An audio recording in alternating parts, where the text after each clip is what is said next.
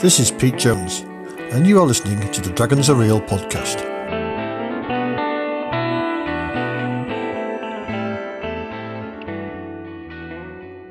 Episode 4, Making a Zine.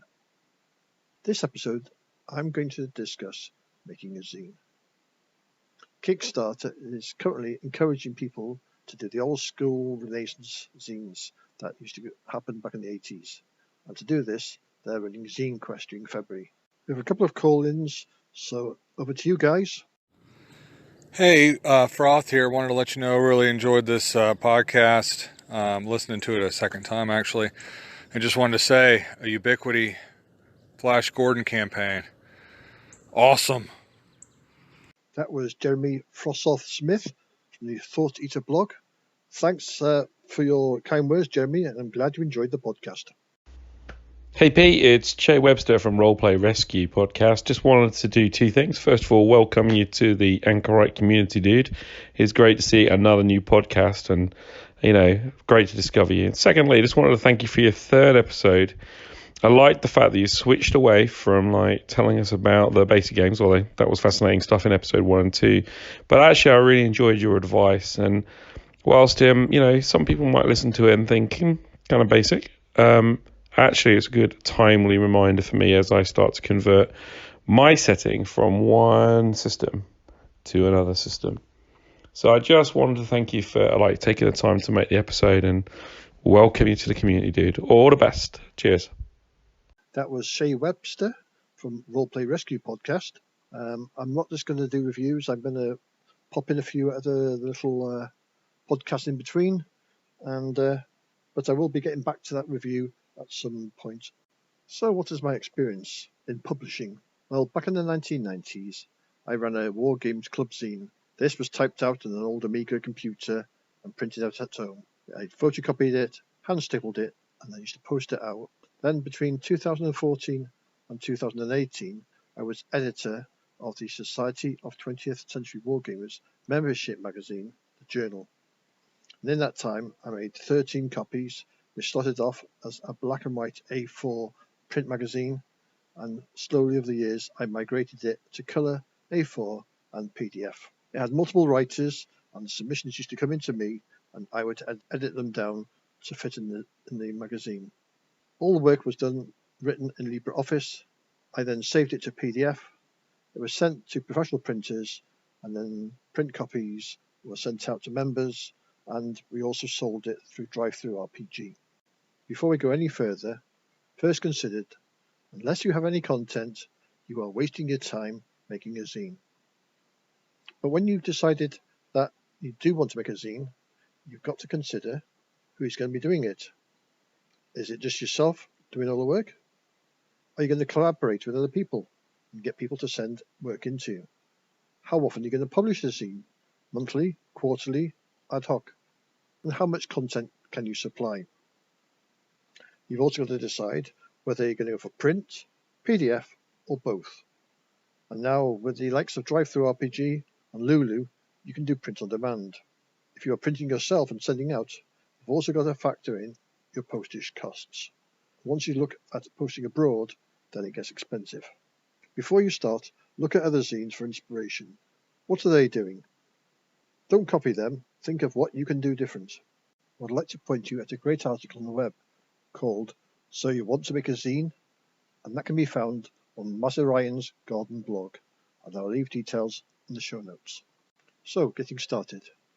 The most important thing is to leave the layout until last.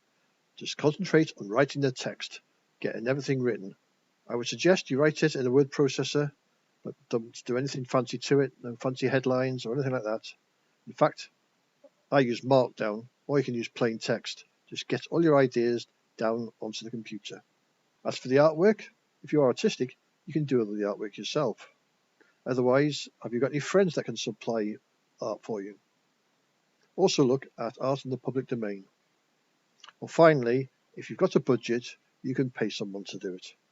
So once all your content is finished, you've got to decide what zine are you going to have.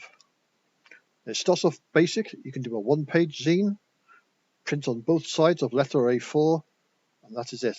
For a single-page zine, you can also create a pocket mod, and that folds it into 8 little pages from one sheet.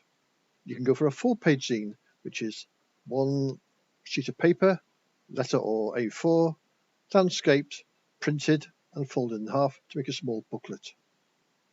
Next step up from that is trifold, where you get the same piece of paper, landscape, and you fold it into thirds, like a brochure given 6 pages. Or you can go for a booklet, a multi-page zine. If you're doing that, you want to do multiples of 4 pages, so that it's even as possible. And your maximum number of pages is going to be somewhere around 28, 32. They will be folded together, stapled, and trimmed.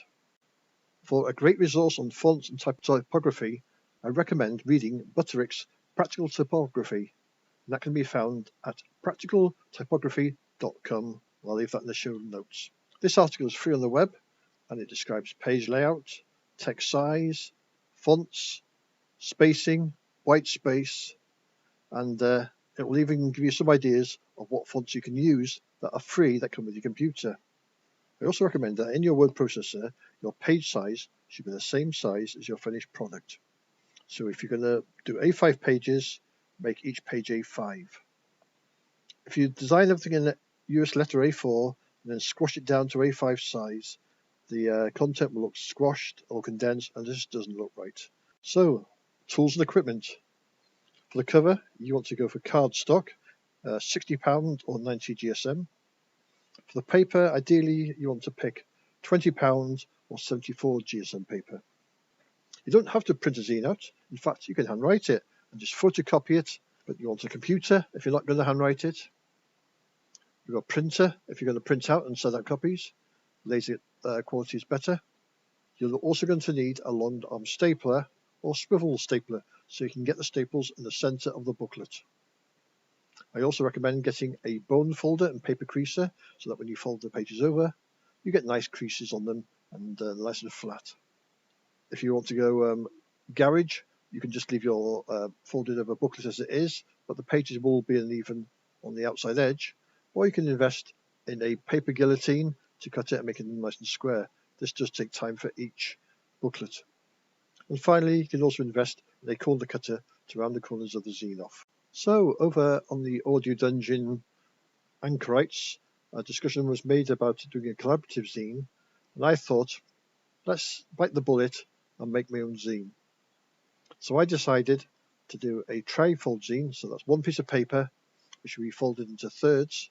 And the reason I chose this is it's one printed piece of paper, so no messing around with booklets, and for my first zine there will be less content required. As I said, it was a landscape A4. I used 1/4 inch page margins and had 3 columns with a 1/2 inch between each column. That way, when it folded up, it would line up nicely. Then, in a word processor, mark up the pages to show the first page, the front side, which will be 3 columns. On your left, it would be your rear page. Your center would be your rear center, and on the right would be your front page.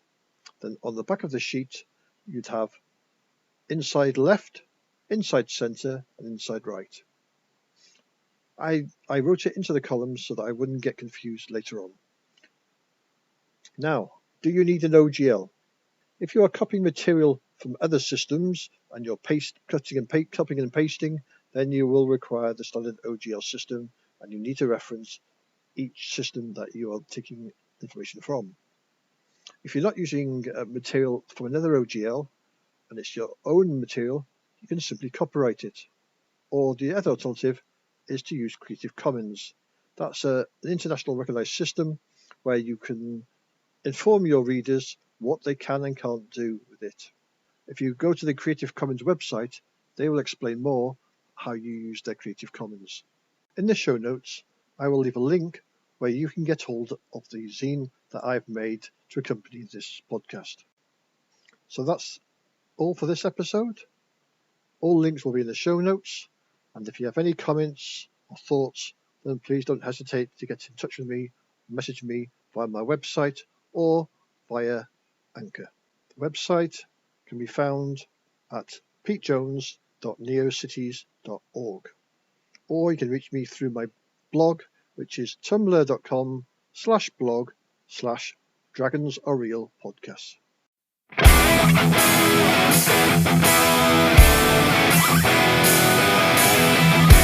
You've been listening to the Dragons Are Real podcast.